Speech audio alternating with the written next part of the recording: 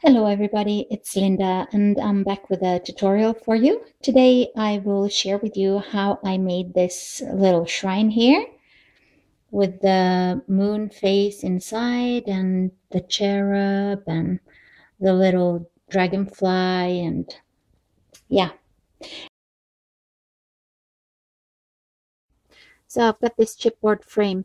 This frame here is a lightweight chipboard. I purchased it from an Etsy seller. And as you can see, I have actually painted and crackle painted it, and I hate how it looks. So I'm going to cover it in aluminum foil tape and emboss it to start my shrine. But before I do that, I want to make this shadow box effect that I've got here, as you can see. So I'm going to mark my paper first. Because if you, when you choose your background paper, if you draw on it, it will be much easier to make the box the exact size you need it to be. Since I want to make my box or shadow box shrine thing a metallic finish, I'm going to use some paper from this stack. It's a DCWV stack. It's called the natural stack, actually. I don't know what's natural about it though. Okay, for that you can of course use any kind of paper you want, and although I have to say it would be good if it's a bit sturdy. It's good if it's like heavyweight cardstock or heavyweight paper, because you're going to make it into a shadow box and you need it to be a bit sturdy, but still you need it to be easy to fold. So I wanted to use that paper here. So let's put our marks down. Okay, as you can see, there's a grid here, and I want the grid to be to fit the frame. Okay, instead of drawing, I'm going to score because of this paper. If it was like a paper that, you know, it wouldn't be important to you know, this won't look crooked no matter what, then you can do it on the back side.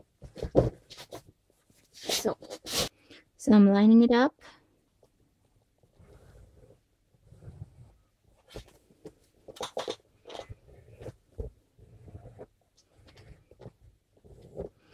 Okay, so I've got my imprint.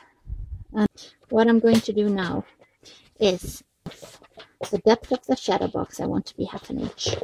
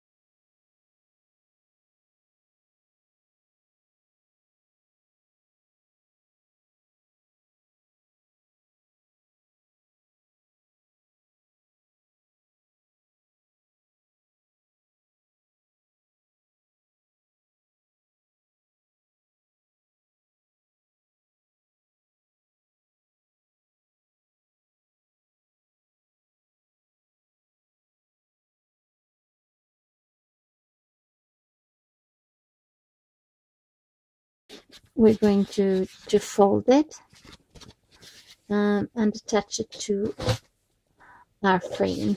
But before we do that, we're going to cover the frame so that that's all done, because if you make the shadow box first and then you're going to cover the frame after, you'll make a mess out of it. So let's cover it. So I've got some regular thin aluminum foil tape, for this. You don't need foil tape. But if you want to make this like textured, and I'm going to use my Big Shot. If you don't have a Big Shot, but you still want texture on your chipboard frame, then, and you have this tape, then crumple the tape, okay, like so. Really just crumple it, straighten it, and you've got a brilliant texture to cover your frame with. So do that first and cover your frame. If you have a Big Shot like me and you want to use your embossing folders, no crumpling first, just cover the frame. And what I like to do is to leave a spot of chipboard in the center, because I'm going to attach some paper to it, and if it's all metal, then it's more difficult to attach the paper. If there are some spots of chipboard, then it's much easier to attach the shadow box to the frame.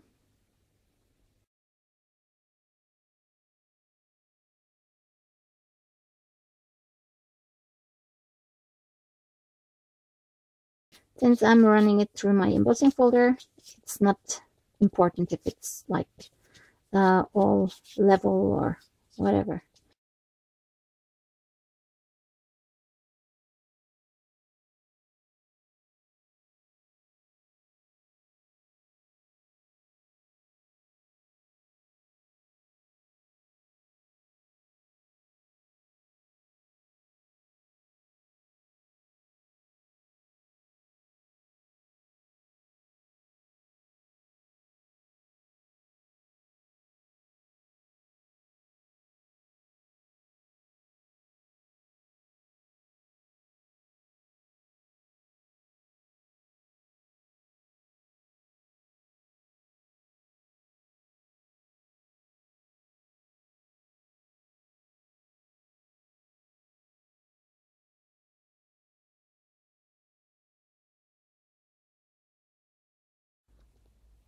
Do the things that you want to do to your frame. Do it before attaching the shadow box papers, because after you've done that, there's like no turning back.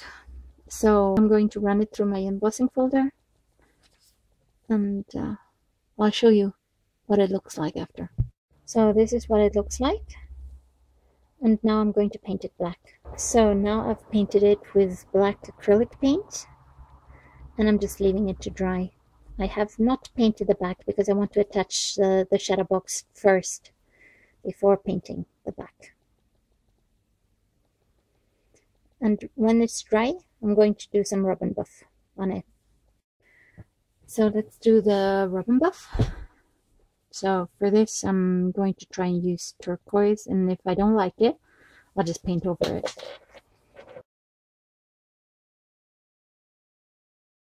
Okay, you can probably call this a lot of things, but not turquoise. So it looks more like silver to me. So what am I going to do about that? Well, I'm going to do some gold instead. Gold leaf. Oh.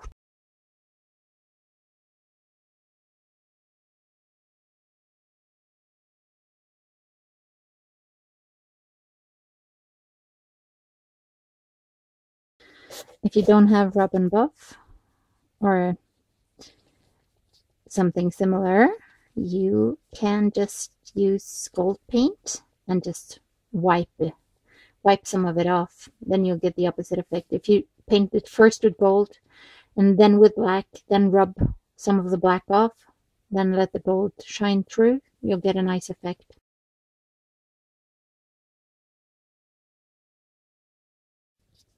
So I think I'm happy with it. So I already scored this square here, and now I'm just running over it again. So, and then I'm placing it on here, and I'm doing the 1/2 inch score there.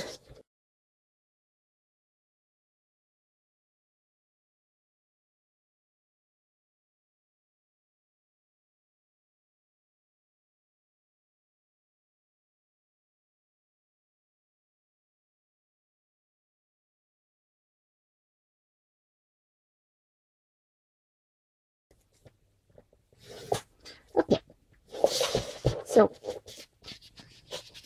now I've got two score lines. I've got the center one, the first one that I did, that I found measuring with this frame, and then the second one, which is the 1/2 inch. And what I want to do, I don't want to fold this in like so, because then you can see that it just covers up the whole shadow box thing. So I'm going to fold it this way.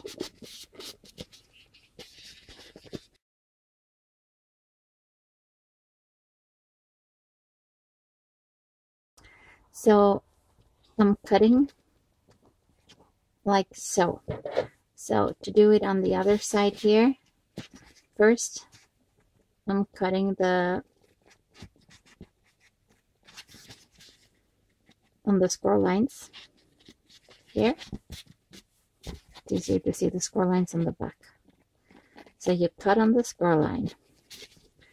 You see it's the same on both edges, and then you need to do a cut into this score line. So that's 1 inch, 1 inch, and 1 inch away here. And you do the same here.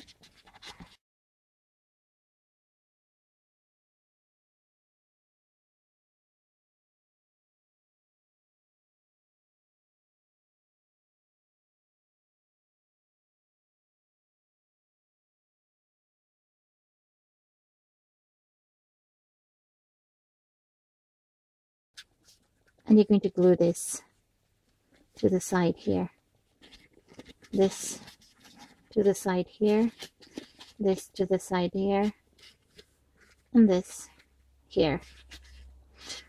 I'm using, this is Scotch quick dry adhesive. You can use double-sided tape or any kind of adhesive that you want to use. So we put our glue on the flap. Oops.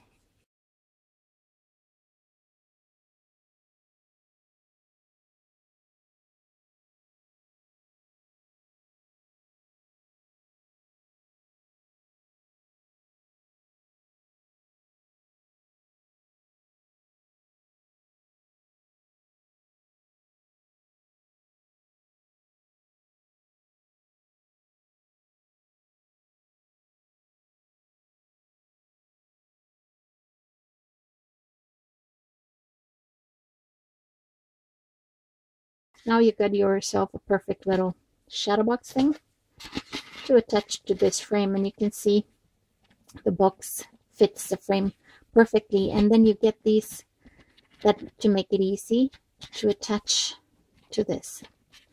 And to attach this, I want to use some double-sided tape. I know that it's going to go all the way around the edge here, and it's 1/2 inch. So if you have like 1/2 inch score tape or double-sided tape, you can just put that close to the edge around, and then that will fit this perfectly. I don't have 1/2 inch score tape, but I have 1/4 inch. So I'll do 2 rows of that.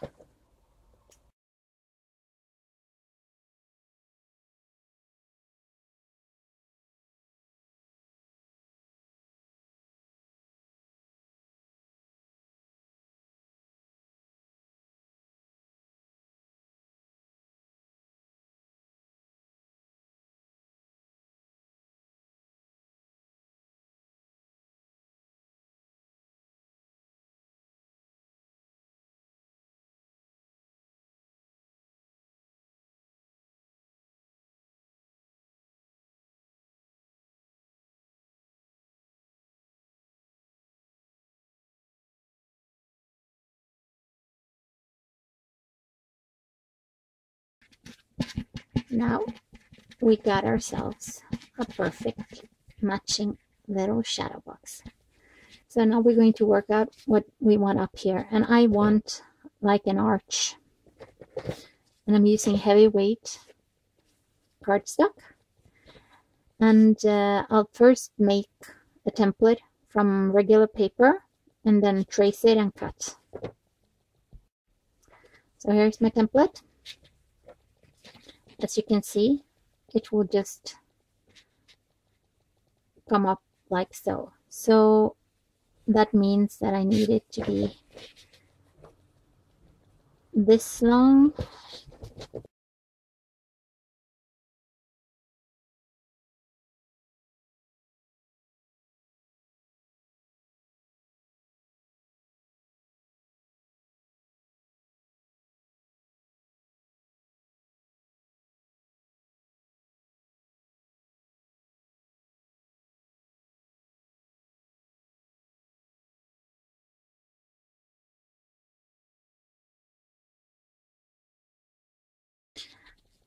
I don't want it to be all the way back here.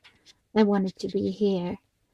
And so I need something to hold it and keep it sturdy. And I learned a wonderful trick from Anna, and I'll just show you in a second. Anna is Scenario 1 here on YouTube.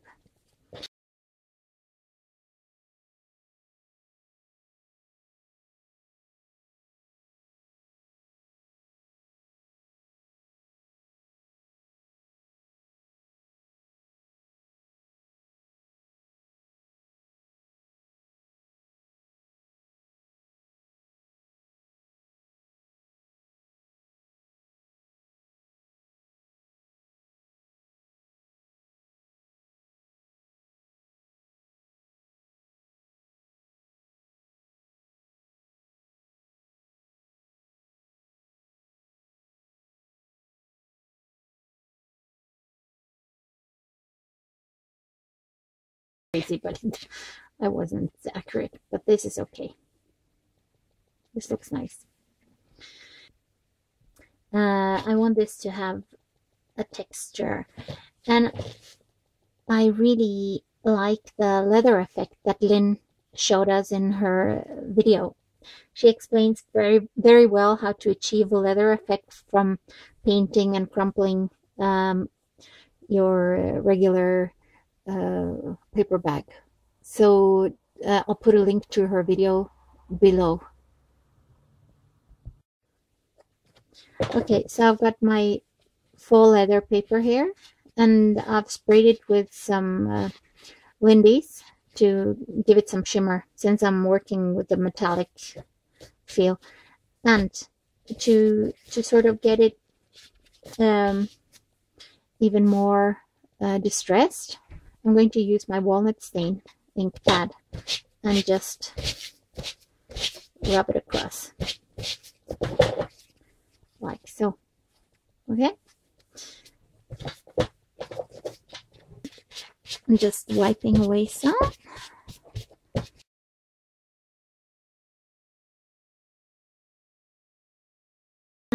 Lynn says that when she attaches this to her cardstock, then she doesn't like press down on this. She just turns it upside down, puts Mod Podge here, and then presses this down.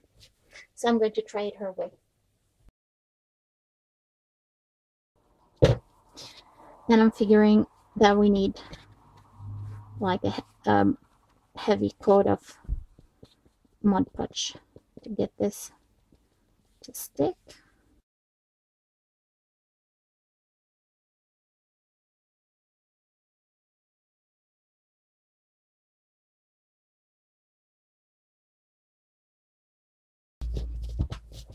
So I'm hoping for like majorly cool effects here.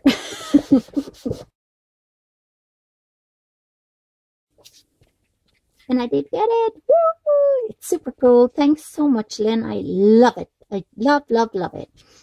I think she might be doing a tutorial because a lot of people were interested in her technique. And what I want to do now, I just want to put some sport tape here and fold this over.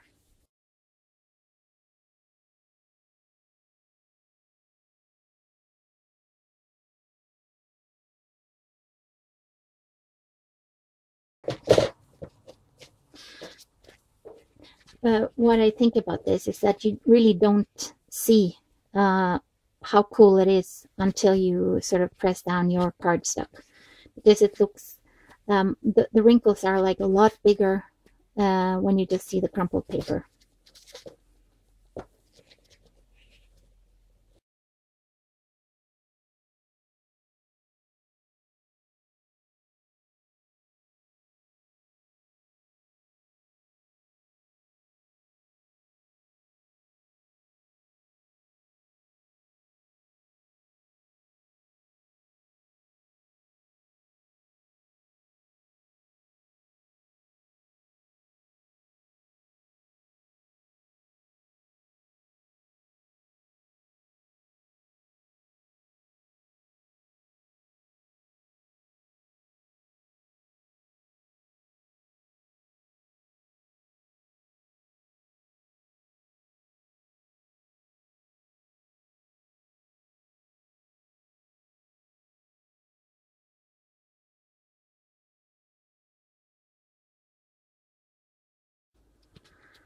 Oh, look at this.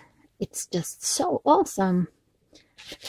And you see, when it's behind here, it's going to look really cool. I want some stuff to go around here. And on this one, I made these. I don't want these on this here. Here I want like your regular kind of mosaic tiles, if you know what I mean. I'm going to make tiles out of this. So I'll just cut some strips. I want my tiles to be this wide, I think.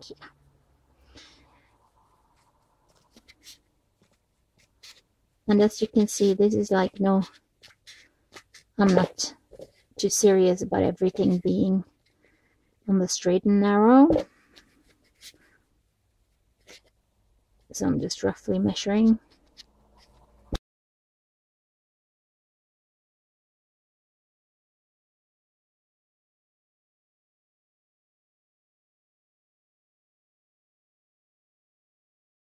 I want this pattern here on these. So I'm going to cover these in aluminum foil.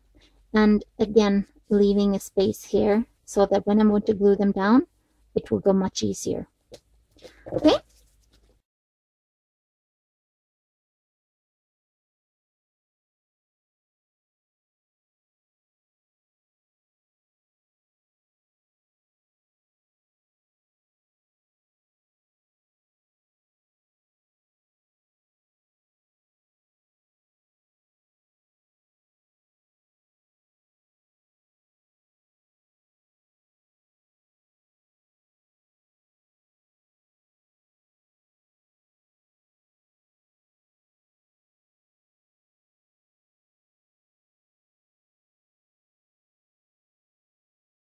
Okay, same embossing folder as I used for this, I'm now going to use for this. They now look like this, and I'm going to paint them black. While my strips of aluminum foil tape thingies are just drying, I'm going to go around the edges with my black paint dauber. You can use any kind of black acrylic paint or whatever if you want to do this. I have regular acrylic black paint in this because I have used it up a long time ago, but it works fine for me, so I haven't bought a new one. And here we go. Okay, that's good.